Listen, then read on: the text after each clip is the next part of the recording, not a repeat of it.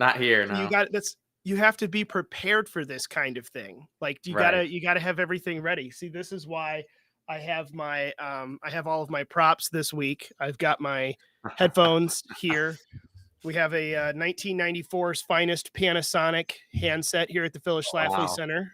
As Wow. you can see, we also have this lovely collection, all historic presidents, except it ends in the last legitimate one right there. There you go. As you can see, take me Boom. off YouTube, I dare you. So I have props too, Mr. Andrew Muller. You You know, I can't went take that away from propless. me. I went We went propless propless today. today. We'll see. Yeah, we'll Well, see. If, conversation takes a turn, I might reach over and grab something. You never know. yeah, Um, I got a whole bookshelf behind me today, so I'm gonna match you prop for prop, man. I'm coming for you. Oh boy. But welcome everyone. Welcome to another unauthorized caucus. It is Thursday, it is noon, it's caucus time. However, I have a very unauthorized admission to make. It's in fact not Thursday at noon while we're recording this. Andrew and I are pre-recording this week. My illustrious current co-host, who is going to have to duke it out with Andrew for the title of best co-host at some point in the future. That's right, Andrew. He heard your comments last week, and he said those were fighting words. He's a wow. dad, so he's already going to beef up on the wrestling muscle. But no, Wow. we'll let you duke it out later. But he's still out this week. He and his wife have welcomed a wonderful new little son into their lives, growing family, super cool. And Andrew's here with me again. But we had a little bit of a schedule issue this week and weren't able to broadcast live. Rest assured, though, I will be sitting there on the live chat tomorrow when this streams live at noon. So you'll still get the experience. We'll still be there. We just won't be responding to your comments as much as we often do. But we have a good discussion today, a couple of different topics we wanted to talk about. And prop banter aside, and you know what we came in on was the conversation about beverages. You got to stay well hydrated for these things. We've got a couple things that we want to talk about that I think are very important. We've got some more videos that you're going to watch with us, and then we're going to run through them. But yeah, let's kick it off.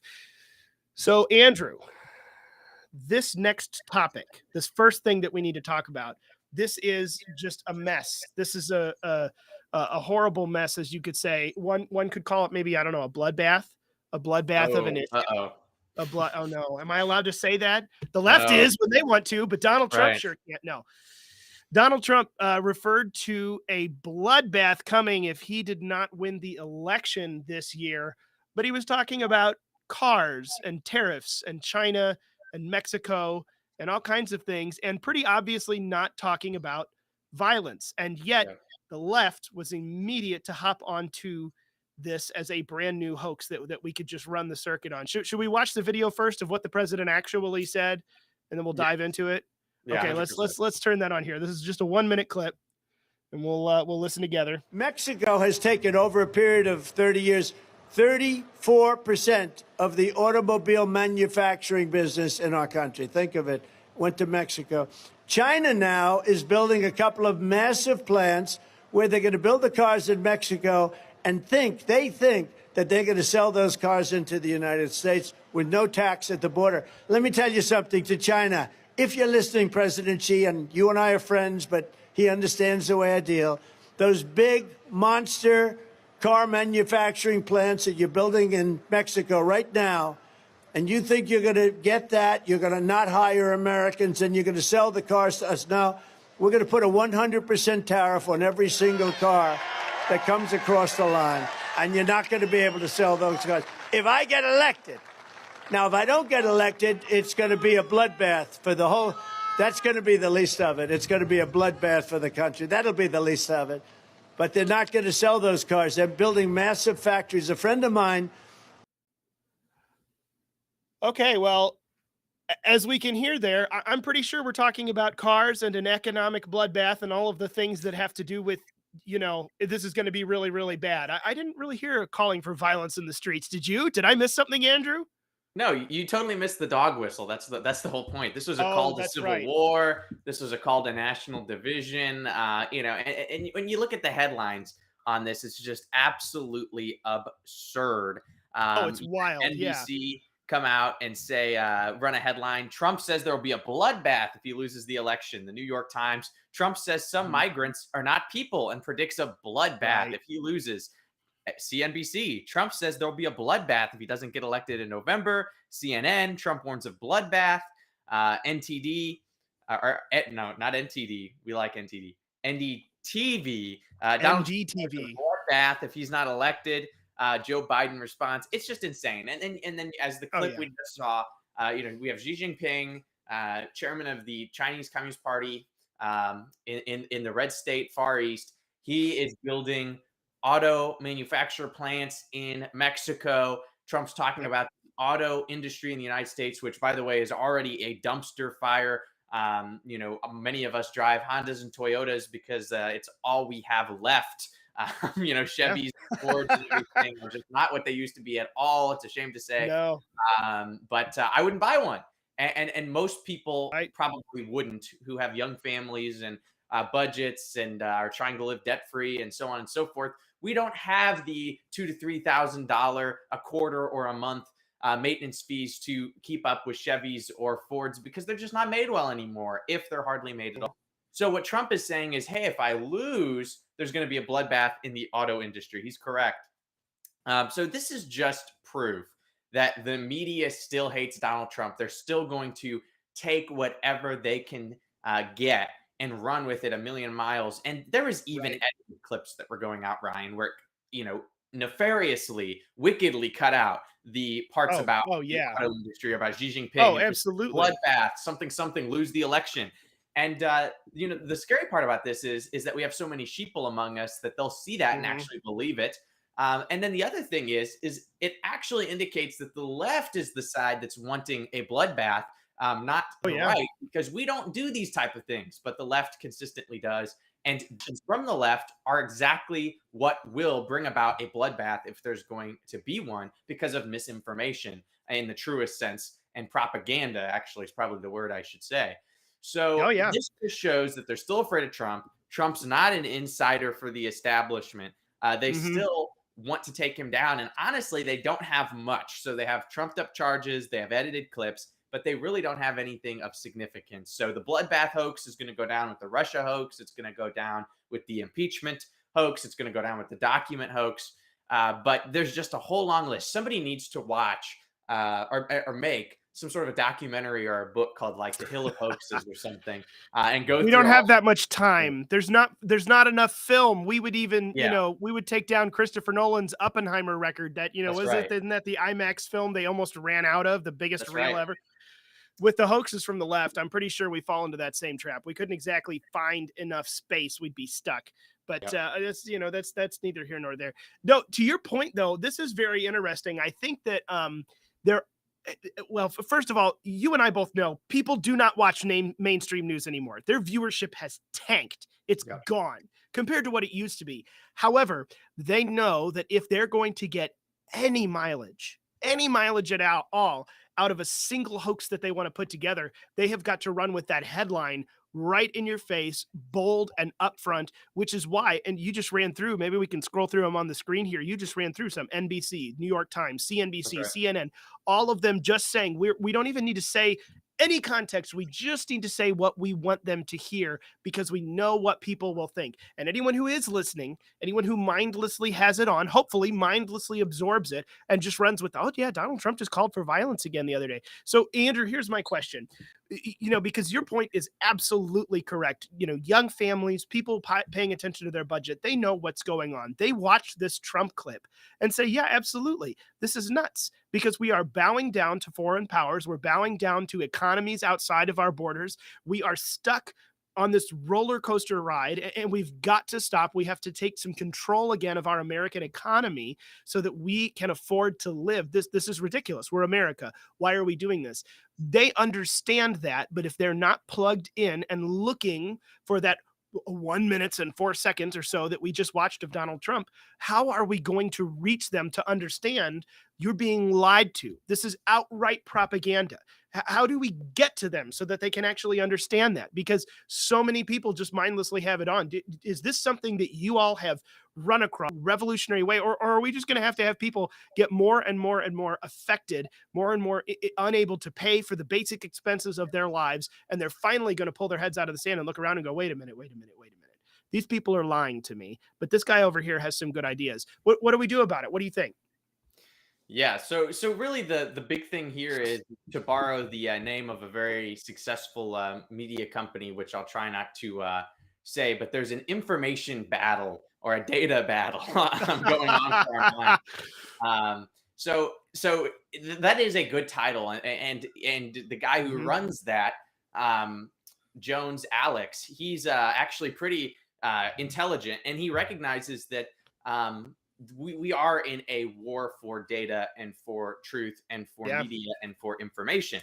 So Yeah. what the left has done is they have nailed yellow journalism and they've nailed propaganda and they've nailed the art of sound bites. And we need to, as conservatives, come into that space because a lot of times people on the right, and you work in media, Ryan, and I dip my toes in media, conservatives Mhm. are long-winded. They write these really long, academic, Yep. tough articles. Yep. Their podcasts and their shows are long and in depth and have all this information. But then the left, they're like, top 10 reasons socialism works in 30 seconds. And they put out this mindless video with no sources or anything, and it gets 10 Right. million views. Or, Planned Parenthood releases something, 5 reasons why women should have, healthcare and reproductive rights. And they use just all these nonsensical words. There's no rationale, there's no reason in it. But some intern who's getting paid, or some PR consultant who's making $300,000 a year, who's making these videos, who's writing these social media posts, they know how to package it quickly. And Phyllis really understood this with the more facts, less words approach to information. We need to harness that and then digitize it, heading into a new era of media, because we have to win the information battle. We have to win it. And when the left puts out headlines that are just blatantly false, the bottom line is it's effective. If it's Mhm. false or not doesn't matter to them. It's effective. So Right. the truth is, people don't read these articles a lot of the times. They just read the headlines, or they click Yeah. into it and read the first paragraph or two.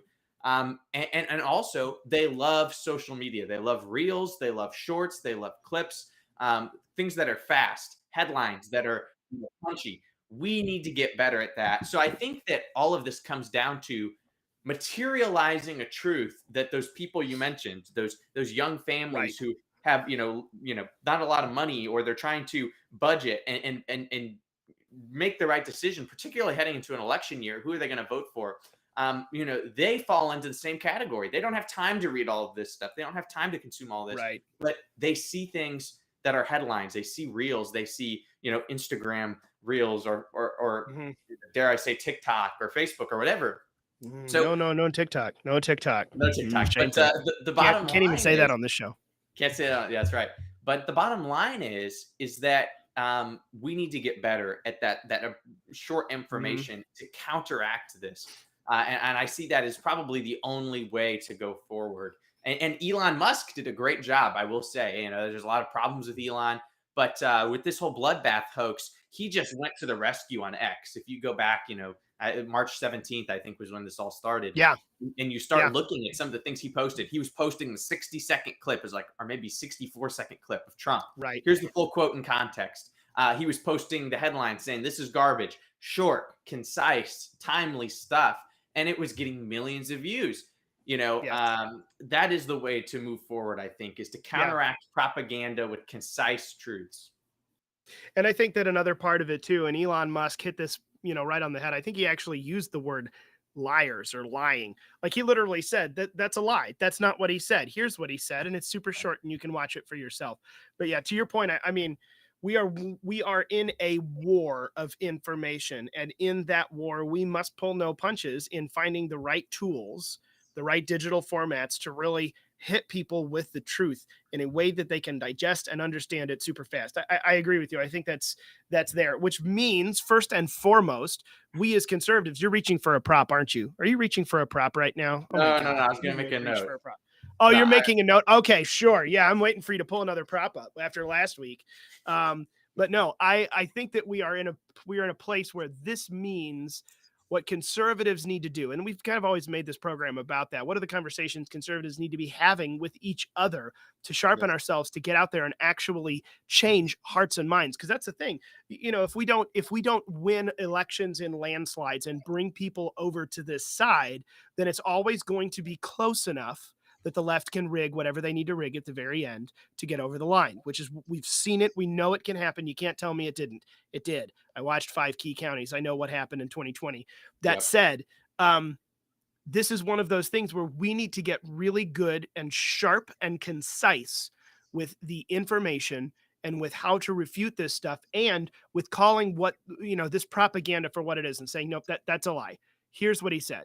That's a lie. Here's what he said. The Mr. Nice Guy conservatism really does need to go away. I'm not advocating for being mean or being nasty or name calling, but the reason that this Trumpian era of politics has come is because it's time for a little roughhousing. Actually, we just talked about that on the Pro America Report today. I loved the State of the Union. The fact that it was almost like, a parliament or something. There was caterwauling and they were yelling and antagonizing him, and he was talking back. I was like, yes, we need a little bit more of this, because we have lost so much of nothingness of the uniparty. I could care less about the decorum of a uniparty and more about the raucous behavior of actual ideas being put forward and the free exchange of speech and freedom.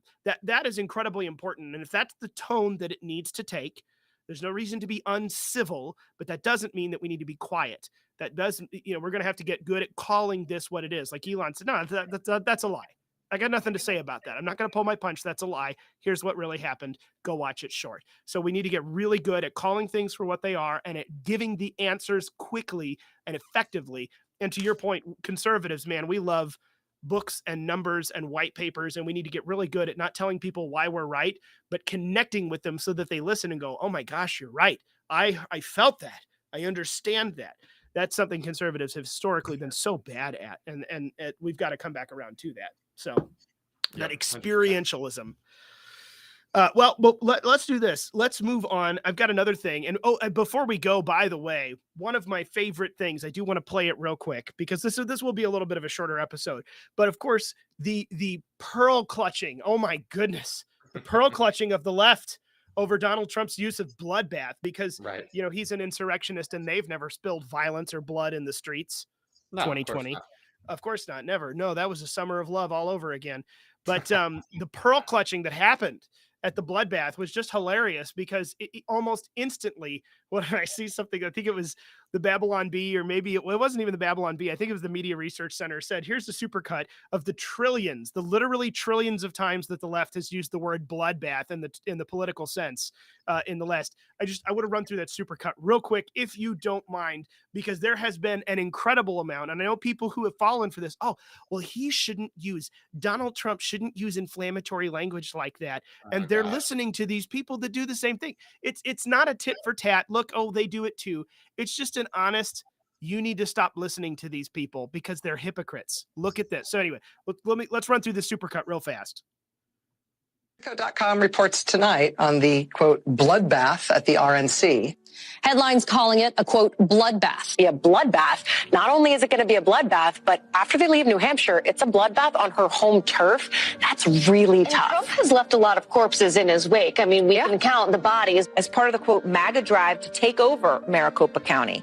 And the headline refers to it as an impending bloodbath. Columnist Charles Blow has a new piece for the New York Times entitled A Biden Bloodbath. 2018 midterms, you can bet that they 100% are fearing a slaughter. In fact, the word bloodbath and massacre come up frequently. The Republican Party will be destroyed. It's going to be a bloodbath. There's going to be a bloodbath one way or the other. Bloodbath for Bernie Sanders. It's been a bloodbath there, shaping up to be a bloodbath. Head off a bloodbath in next year's crucial midterm. Off-year elections are often a bloodbath. This week's bloodbath for Democrats. A bloodbath at the ballot box. There could be a Republican bloodbath. They'll talk about a bloodbath. It's a bloodbath. I have to talk about you. And It's going to be a bloodbath all day long. Is in for a bloodbath. Hasn't been a bloodbath on the way down. Donald Trump bloodbath. Be a bloodbath. Predicted to be a bloodbath. May not be the bloodbath. It would be a bloodbath. More of a bloodbath. It's going to be a bloodbath in November. Possible Biden bloodbath this November.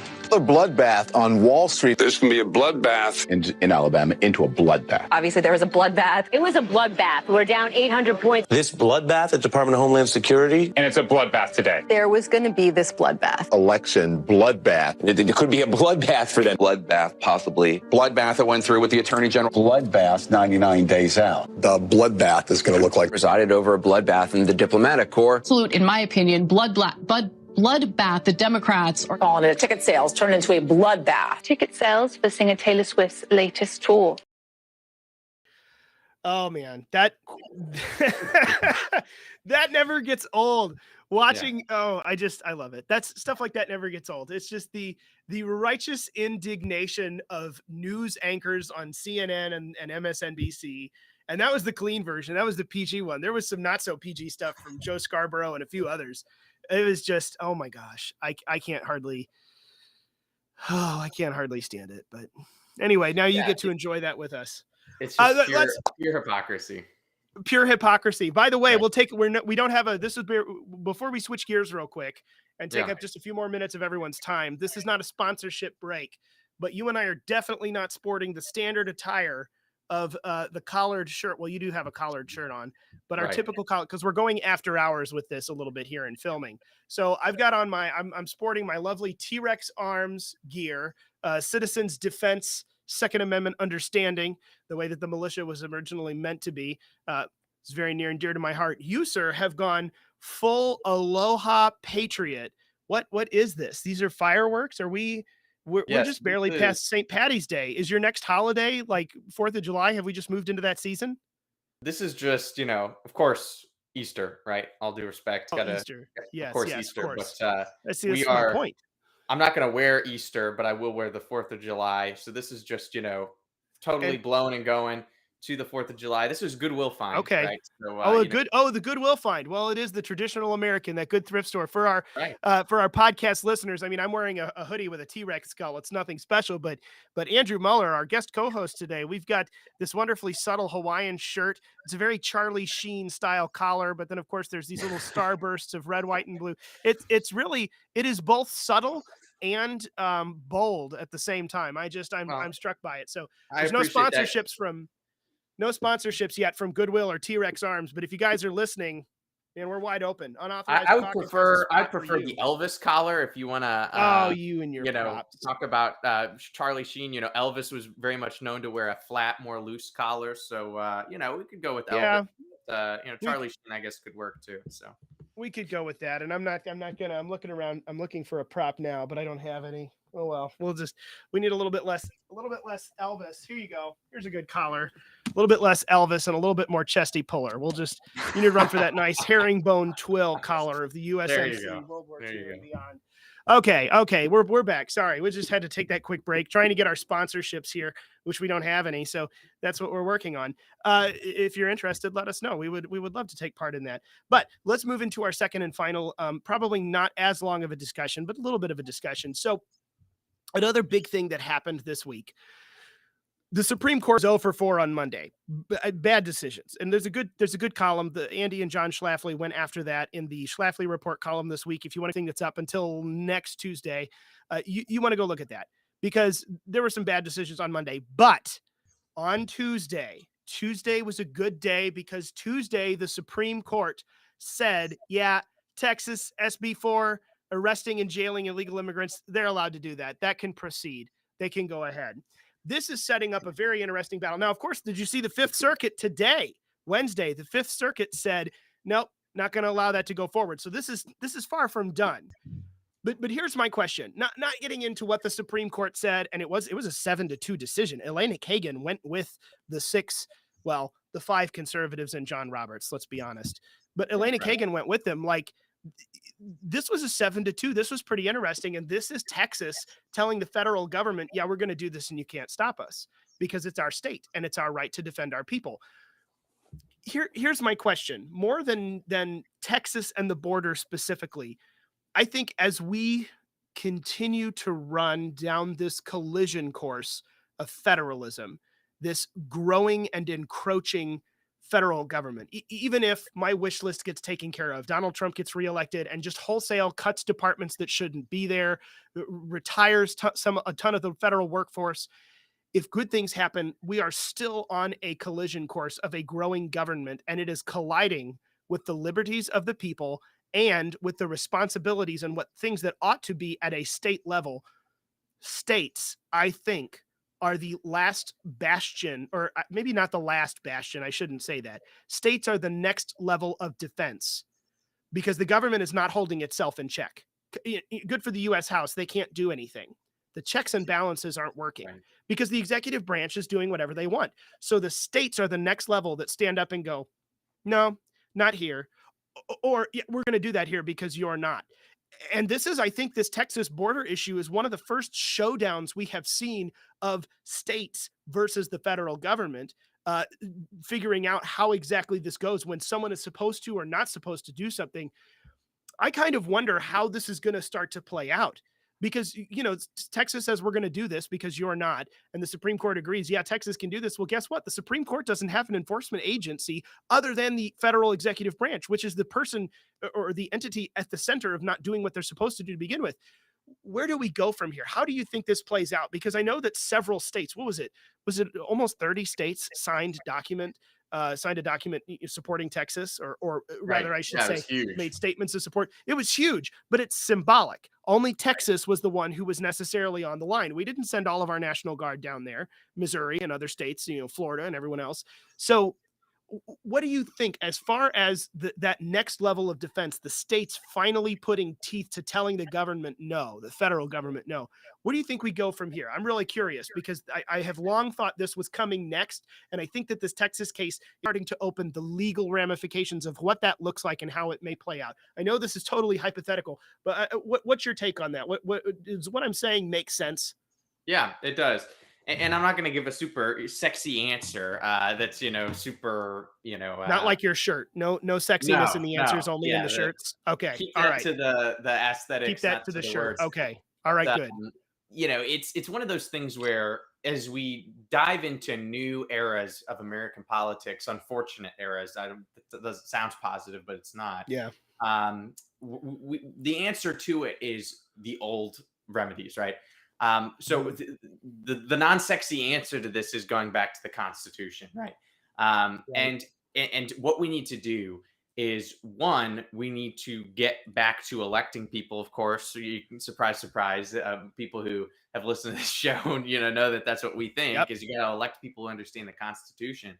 But also we have to go back to recognizing what the Supreme Court is. And the Supreme Court in Article 3 of the Constitution very clearly stated that it is a opinion generating entity. It is not a lawmaking entity. It is not a edict delivering entity. It is a opinion, bounce this off of you guys entity where things go to the Supreme Court. They deliver an opinion. It really shouldn't even be called a ruling, in my opinion, because it's an opinion. And then the legislators can look at that and the people can look at that and be like, thank you for that information. We will either take it and apply it or not. So this whole idea that, hey, the Supreme Court said this, the Supreme Court said that, so therefore it's the law of the land, is hogwash. So one, there just needs to be an education campaign to say, you know what, guys, the Supreme Court, hate to say it, hate to burst your bubble, pop your balloon, but they're not all that in a bag of chips. Actually, they're just an opinion entity.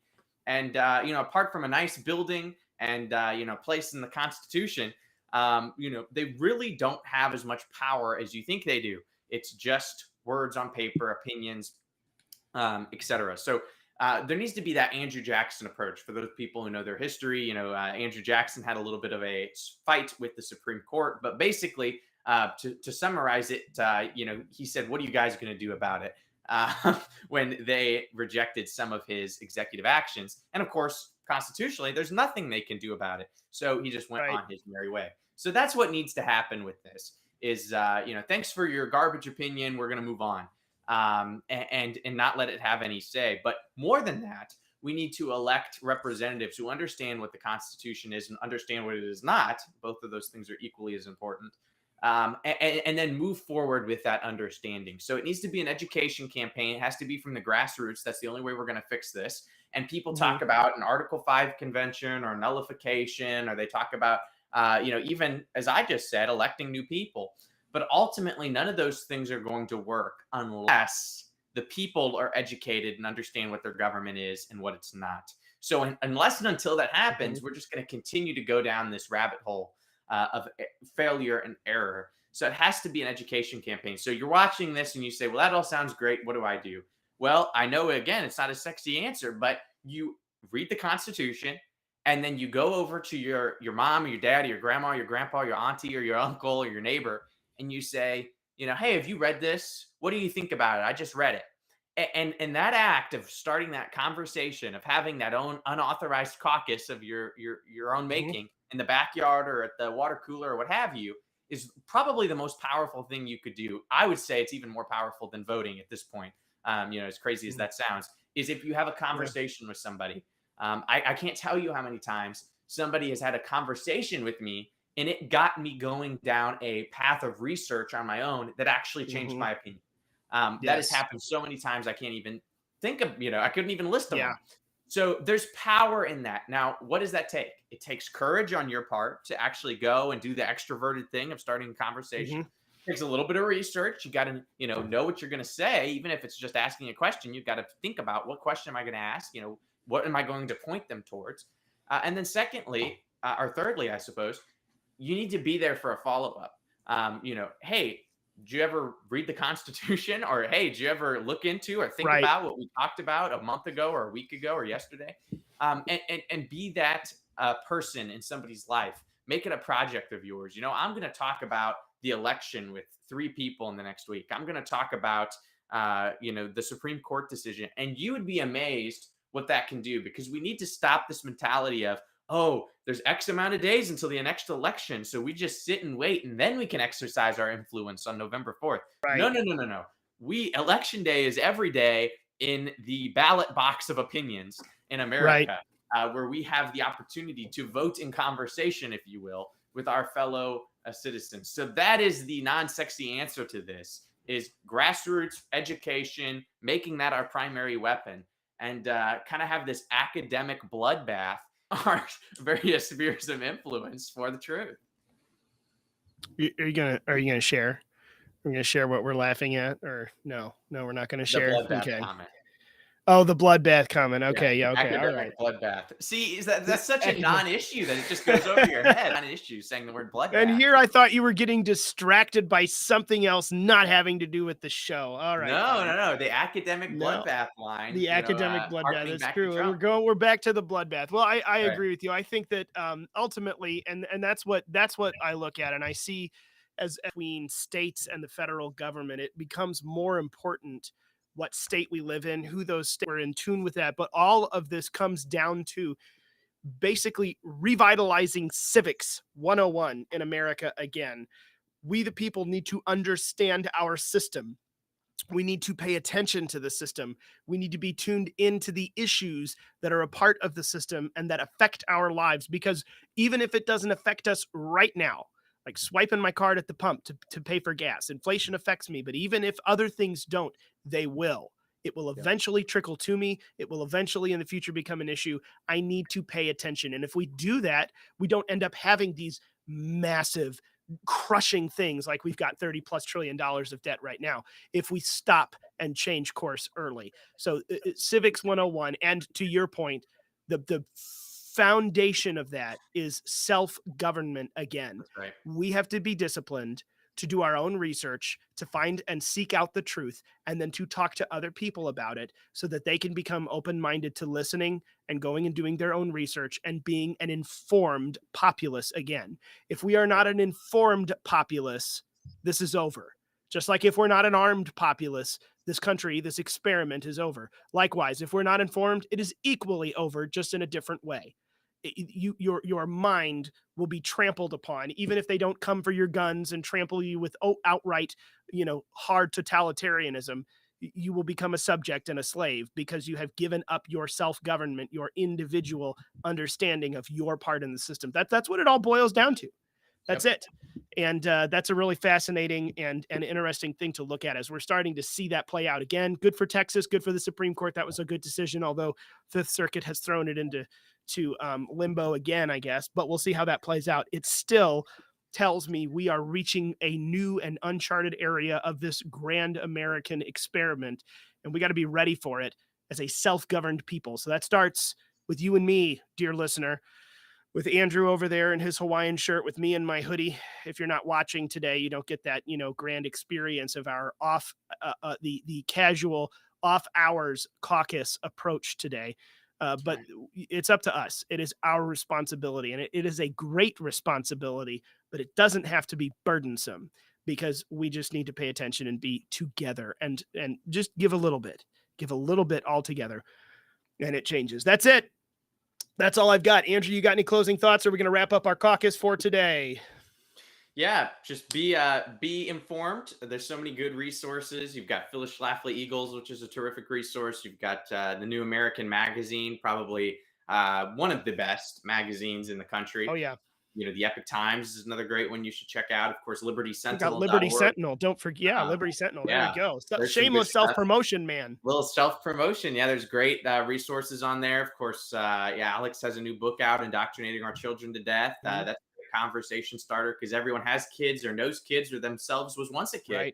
Right. So, hey, everybody has a connection to it. So use these as a weapon to inform yourself and inform others, because really, there's no excuse, and the excuses are so lame. I don't have time to read this. Yes, you do. Just quit scrolling for 5 minutes on Instagram Reels, watching dog and cat videos and dance videos, and read some headlines from a good organization or a good news outlet. Really, in that sense, you're getting in your own way. A little tough love there. So there's no shortage of truth. There's just shortage of willingness to consume it. So don't neglect that. So yeah, that would be my final thought. Go check out some of those great resources and share them with others. They're useless if you consume them and just know them for yourself and get in some online chat wars here and there. That is fruitless. Share them with people. Get stuff, physical copies of it. Give it to folks. Print it out. Text them a link. Whatever it takes. Get it to somebody. Make it a goal. Hey, every time I read an article, I have to send it to somebody. Do something like that. That's a good goal. That's a good thing to do. So that is a good goal. Every single thing you read, send it to someone and say what you thought and ask what they think. That's not a bad exercise, because we must be informed and self-governed. Good thoughts, good sign off, good talk.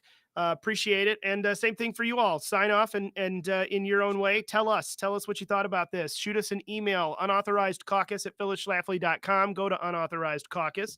Sign up for the email list there. There will be an email that comes out after this. I've got a few resources that I'd like to send you today. And of course, you will get all the notifications about when this program is coming on and all the past history and everything. You don't want to be left out. Go there, unauthorizedcaucus.com. You can also find all the past episodes. And to Andrew's point, share this link. Go and share it with a friend. Like and subscribe wherever you are. Send the link to someone and ask them to participate. Watch the video, listen to the podcast, and then come back and talk with you. And you can share in this incredible responsibility and opportunity that we have to be we the people. So that's it from the studios, the remote locations today. We appreciate your participation and being with us, and we will look forward to seeing you next Thursday on another Unauthorized Caucus, hopefully at a more authorized time. We appreciate you. We'll talk to you later, everyone. Have a good week. God bless.